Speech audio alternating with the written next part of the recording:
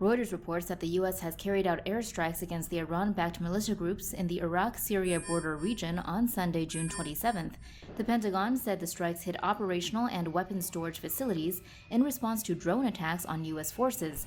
About 2,500 U.S. troops are based in the country as part of an intentional coalition fighting the Islamic State jihadist group. U.S. forces based in Iraq have been targeted several times in recent months by drone attacks. Iran has denied any involvement.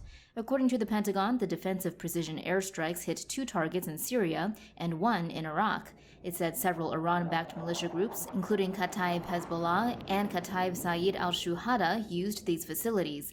A monitoring group reported that 5 militia fighters were killed and several more fighters were wounded in Syria, in what it called an attack by U.S. warplanes.